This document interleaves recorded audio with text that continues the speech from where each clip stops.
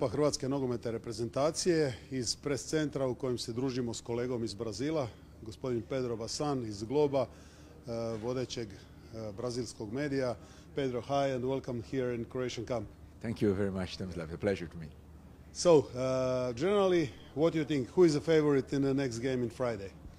Well, I should say that Brazil is the favorite, but that doesn't mean very much, you know, because Croatia is also a strong team, is the current silver medalist, and I think there is a lot of respect from the Brazilian side for the Croatian team, and this is not just words, but I think the result against Cameroon was important for Brazil, so they learned that even if they are good, they can lose any game, any time. So I think now they are more focused in play their roles more precisely in the field and respect the opponent during the 90 minutes of the match. Or 120. When you play in Croatia, you must be ready for 120 and penalties. Yes, we must think about that. But are we prepared for 3 extra time and 2 penalties again? I hope not. Evo, malo smo se našalili s kolegom, kaže da je favorit u ovom susretu reprezentacija Brazila, kaže da je njegova reprezentacija po imenima jako dobro, no da jednako tako da moraju jako dobro paziti da ih je susret s Kamerunom naučio da mogu u svakom trenutku izgubiti od bilo koga i da moraju biti fokusirani i spremni na svih 90 minuta, na što sam ga ja upozorio da kad Hrvatska igra to traje i 120 minuta pa i duže na penale. Do you see last Croatian games and what you think about Croatian team in this championship comparing the team who was in 2018 in Russia? Well, 4 years ago, the teams looked like more mature in terms of football, not in terms of age. I mean, it was more ready to get there, I think so. But we can see that the team is getting mature during this tournament, and that's important. That's the one thing that's important. You know, get maturity during the championship and the 7 games that it takes. So I think on the next game, Croatia will be better than in the last game. Yeah. Evo, kaže kolega da je Hrvatska u Rusiji momčad bila dosta zrela, da je od starta igrala dobro i postizala dobre rezultate, da je ova momčad polako, vidi se da iz utakmice u utakmicu sazrijeva i vjeruje da će pružiti jako dobru utakmicu i protiv Brazila. Generally, where is the Brazil weak side? Generally, where is the Croatian weak side?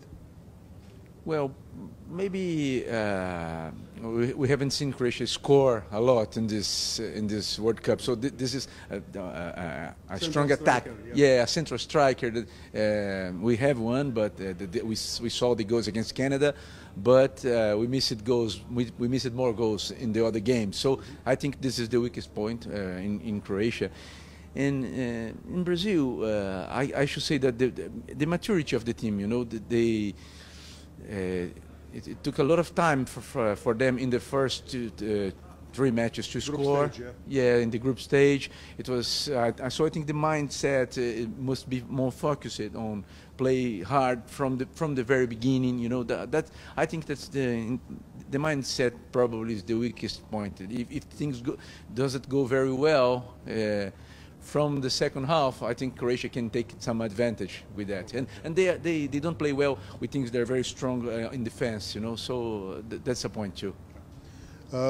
Prednost Hrvatske, odnosno mogla bi se pokazati da je to nezrelost ekipe Brazila koja slabije igra protiv momčadi koji se brane, koji stoje u čvrstom bloku. Jednako tako, kolega nije bio zadovoljan onim što je Brazil pokazivao u grupnoj fazi kada nisu razvijali toliko svoju igru, davali toliko golova, međutim to su ispravili sad u zadnjem susretu u osmini finala. Što se tiče slabe strane Hrvatske, rekao je da je primjetno da fali centralni napadač, jedna špica koja će trpati i davati dosta golova, no opet kažem, to je ono što on vidi i što se događalo do sada, što će biti u buduće, to ćemo tek vidjeti.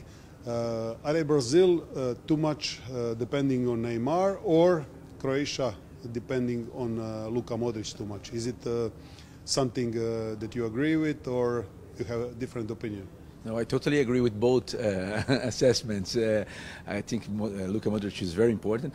But during the years, Brazil learned to play without Neymar. But that doesn't mean that we can be champions without Neymar and that we can play very well without Neymar. He's very important for the team, not only on the field, not only with the numbers and statistics, but for the mindset of the team. You know, his presence there brings tranquility to everybody that things can go better. So it's much important that Neymar is on the Brazilian side, as important as Luka Modric in the Croatian side. Evo, kaže kolega da i Hrvatska i Brazil dosta ovise o svojim najvećim zvijezdama, Luki Modriću i Neymaru. Rekao je što se tiče Neymara da to toliko nije važno samo za brojke jer je Brazil navikao igrati bez Neymara, ali njegova prisutnost na terenu pruža puno više samopouzdanja svim ostalim igračima. Do you remember the opening game of 2014 World Cup in Brazil, Croatia-Brazil? We have some issues about that game, about that referee, Nishimori. Yeah, we remember that very well. But now we have all the computers and cameras. I don't think we're going to have it again. Eh? We are. Yeah, the system is much more consistent now. So that was not penalty? I think that was not penalty, yeah. Evo, kolega nam je priznao da 2014. na onoj utakmici otvaranja nije bio penal. Naravno da je japanski sudac to pogriješio. Rekao da se nada da će sa VAR tehnologijom sada sve biti pošteno i korektno. And one more question. When all the other nations see Neymar and his game, he's always falling down. How you see it, Brazil, from your point of view? No, I think Neymar is much more clever now. Yeah, he doesn't do the same. You haven't seen him doing the same that he has done 4 years ago. I think the maturity came to him. Evo, kazao je kolega i da je Neymar sazrio, da više toliko ne pada, da ono što smeta svim navijačima na svijetu, osim brazilskih, da to se više neće toliko događati. I još ćemo ga za kraj samo upitati da predvidi rezultat. So, last one, prediction about the final score. I should say a draw if you were in the group stage, but I can also say a draw. 90 minutes. Yeah, then penalties, but it's very difficult against Croatia for the penalties. Yeah, I hope we don't go for the penalty kicks. Yeah, and one last thing. It's much emotional moment for me to be here. It's my 7th World Cup as a journalist, and my first one was in 1998.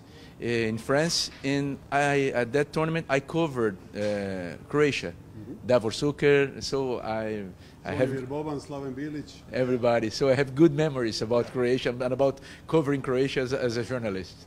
Ok, evo, kaže kolega Pedro Basan da mu je ovo 7. svjetsko prvenstvo, da je prvo bilo ono 1998. godine u Francuskoj, kada je hrvatska reprezentacija osvojila brončanu medalju. Kaže da je i tada pratio hrvatsku reprezentaciju i da ga od tada vežu lijepe uspomene za sve te igrače koji su obilježili povijest Hrvatske. So Pedro, good luck for the rest of the tournament and I wish you a safe return to your home in next 3 days. Just joking, of course. Let the better team win.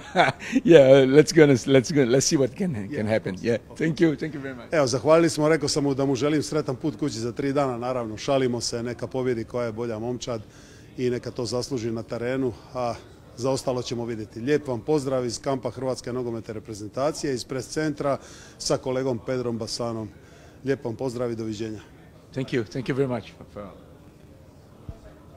That was good? Yeah, of course.